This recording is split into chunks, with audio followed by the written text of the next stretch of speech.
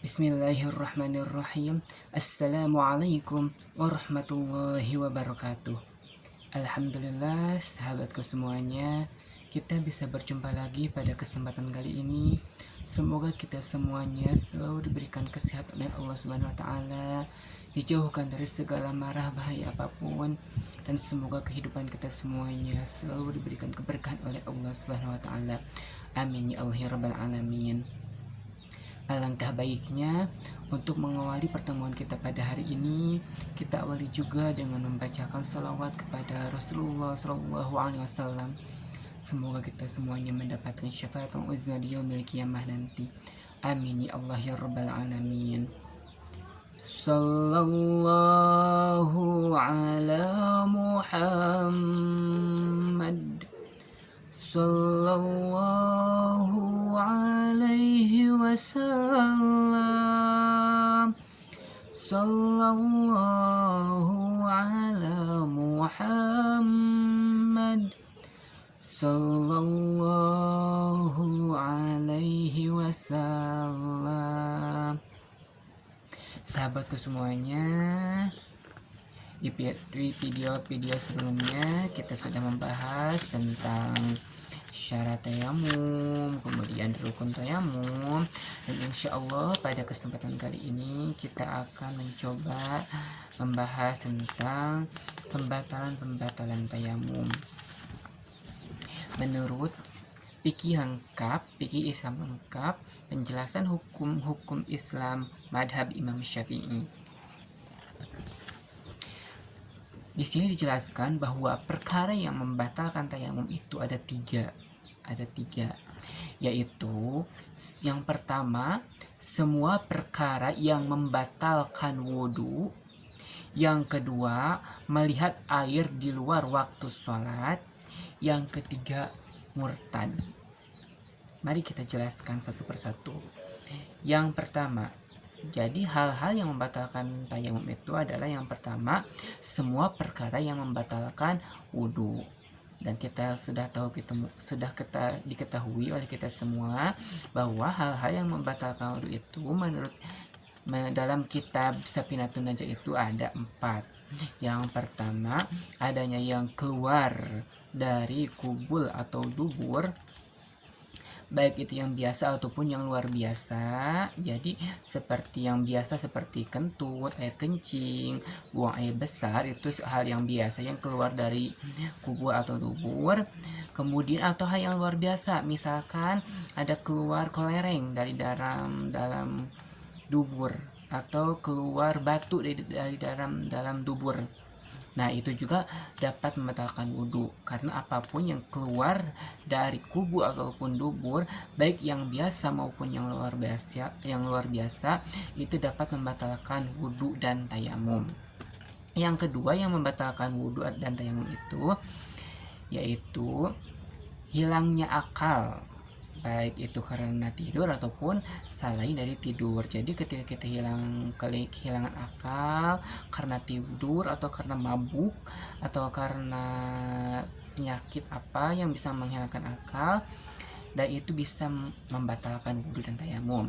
Yang ketiga, bersentuhannya antara laki-laki dan perempuan yang sudah pada balik keduanya dan sudah pada besar keduanya, dan tidak memakai penghalang antara keduanya. Nah, ketika ada laki-laki dan perempuan sudah balik keduanya dan bukan mahramnya, lalu mereka bersentuhan kulit, ketika mereka sudah berwudu, maka wudu mereka batal. Tetapi jika ada penghalang, misalkan bersentuhannya terhalang oleh baju, maka itu tidak membatalkan wudu. Dan yang terakhir, yang keempat, yang membatalkan wudhu dan tayamum, yaitu menyentuh kubul atau dubur anak Adam dengan telapak jari tangan atau telapak tangan. Nah, dengan ini menyentuhnya. Jadi ketika kita menyentuh kubul atau dubur dengan telapak tangan ini, maka wudhu kita batal. Nah, bagaimana sih pengertian dari telapak tangan atau telapak jari tangan itu yang disebut telapak jari tangan? Nah, ini telapak jari tangan ini, dan ini telapak tangan. Nah ini, nah jadi ketika kita batal menyentuh kubur atau dubur itu dengan ini nih, batasannya seperti ini. Ketika kita tempelkan kedua tangan kita, maka telapak tangan dan telapak jari tangan itu menempel. Nah inilah yang menempel ini, jika menyentuh kubur atau dubur maka batal. Bagaimana ketika kita menyentuhnya dengan punggung tangan? Apakah batal wudhu kita? Tidak.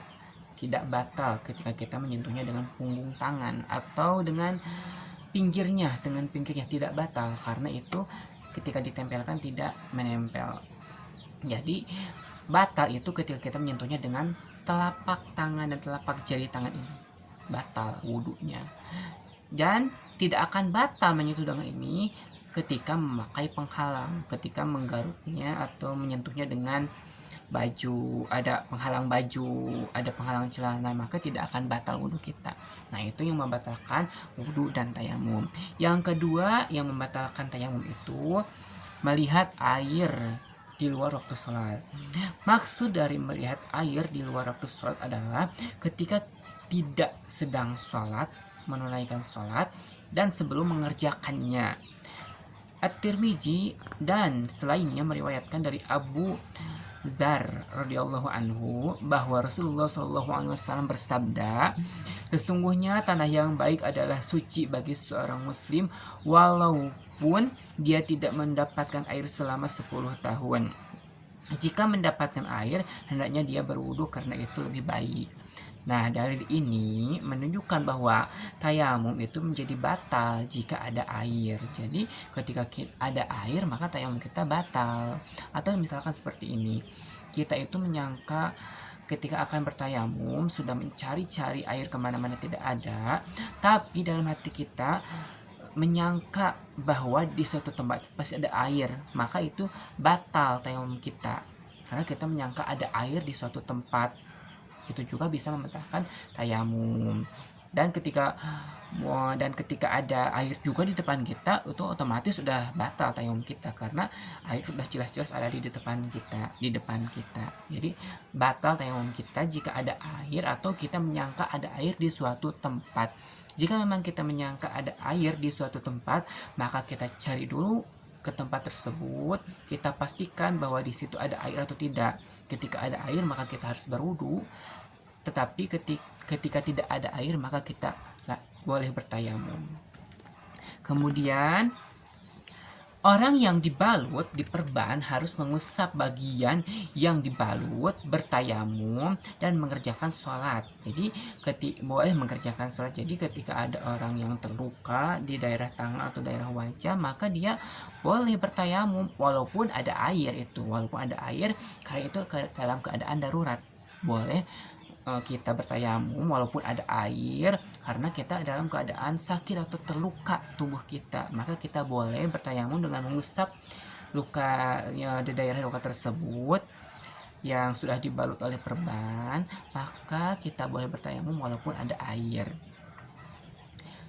Kemudian, tayamum harus dilakukan setiap kali sholat fardu. Akan tetapi, boleh menunaikan sholat sunnah ataupun dengan satu kali tayamum.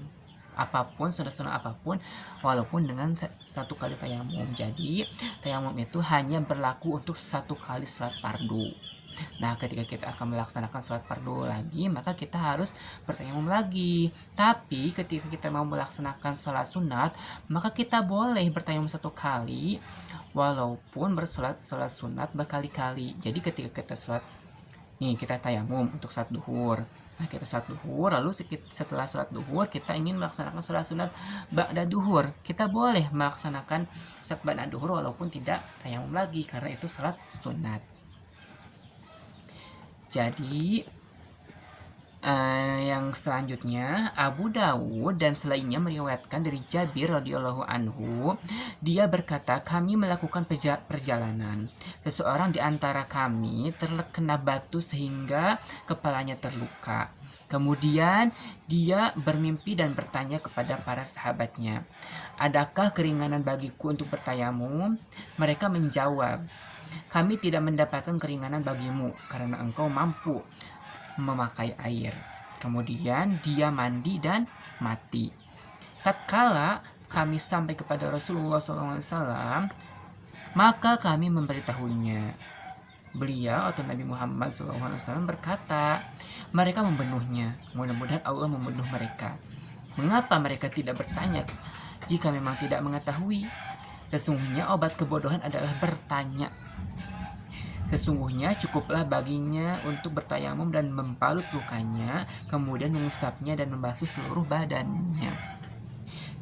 Jadi di sini sudah jelas bahwa memang ketika kita tidak sedang terluka, tubuh kita atau badan kita yang menjadi anggota tayamum, maka kita boleh bertayamum walaupun ada air. Maka kita boleh bertayamum, karena bisa jadi ketika kita memaksakan untuk bertayamum sedangkan badan kita ada luka dan itu bisa menghilangkan nyawa, maka itu akan sangat salah, itu akan tidak dibenarkan itu, karena Islam tidak memberatkan kepada umatnya.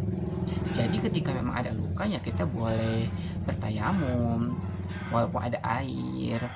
Nah, kita anggota tayamum itu kan ada dua, wajah dan kedua tangan. Jadi itu misalkan ada luka di wajah atau tangan, kita bertayamum.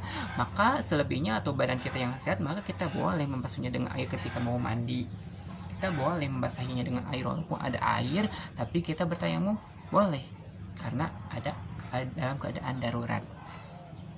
Al-Baihaqi meriwayatkan dengan isnad sahih dari Ibnu Umar radhiyallahu anhu, dia berkata, bertayamumlah adalah untuk setiap kali sholat walaupun tidak berhadas. Jadi tayamum itu memang benar untuk memperkuat penjelasan yang tadi. Jadi tayamum itu hanya berguna untuk satu kali sholat fardu. Walaupun kita belum batal nih, belum ada yang membatalkan tayamum kita, tapi ketika kita ingin melaksanakan sholat fardu lagi, maka kita harus bertayamum lagi, karena memang kekuatan tayamum itu lemah.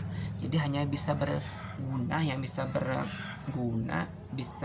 hanya untuk satu kali sholat fardu. Paham ya? Jadi kesimpulannya bahwa perkara yang membatalkan tayamum itu ada 3. Yang pertama, semua perkara yang membatalkan wudhu.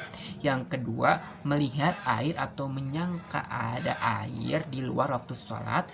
Dan yang ketiga, murtad. Yang murtad itu jadi ketika kita murtad maka tayamum kita batal, sedangkan wudhu tidak batal. Tapi ketika kita murtad maka tayamum kita batal. Sekian penjelasan dari saya, semoga ada manfaatnya. Kurang lebihnya mohon maaf. Wassalamualaikum warahmatullahi wabarakatuh.